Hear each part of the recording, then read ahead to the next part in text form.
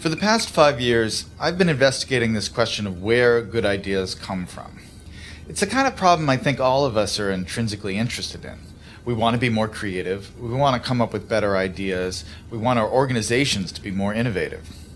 I've looked at this problem from an environmental perspective. What are the spaces that have historically led to unusual rates of creativity and innovation? And what I've found in all of these systems, there are these recurring patterns that you see again and again that are crucial to creating environments that are unusually innovative.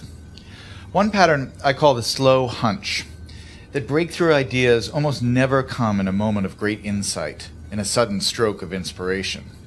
Most important ideas take a long time to evolve, and they spend a long time dormant in the background.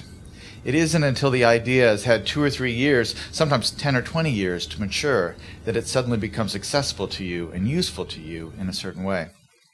And this is partially because good ideas normally come from the collision between smaller hunches, so that they form something bigger than themselves.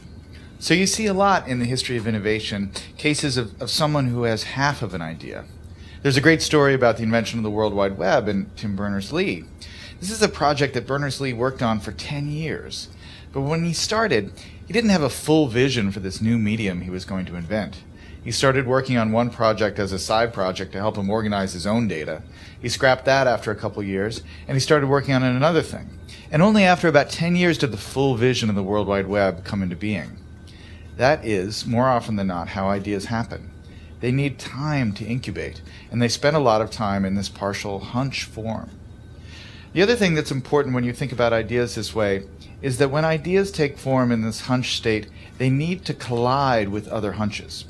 Oftentimes, the thing that turns a hunch into a real breakthrough is another hunch that's lurking in somebody else's mind.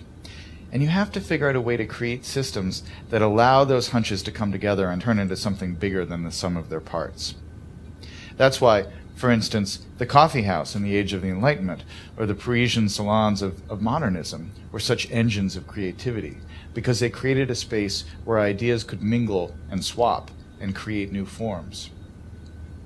When you look at the problem of innovation from this perspective, it sheds a lot of important light on the debate we've been having recently about what the internet is doing to our brains. Are we getting overwhelmed with an always connected, multitasking lifestyle? And is that going to lead to less sophisticated thoughts as we move away from the slower, deeper, contemplative state of reading, for instance?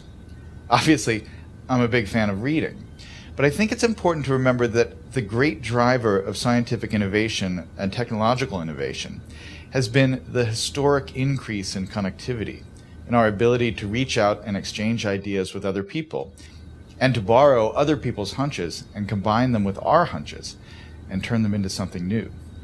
That really has, I think, been, more than anything else, the primary engine of creativity and innovation over the last 600 or 700 years. And so yes, it's true we're more distracted.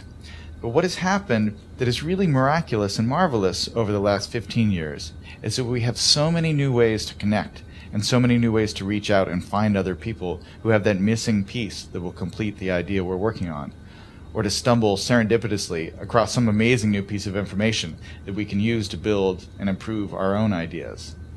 That's the real lesson of where good ideas come from, that chance favors the connected mind.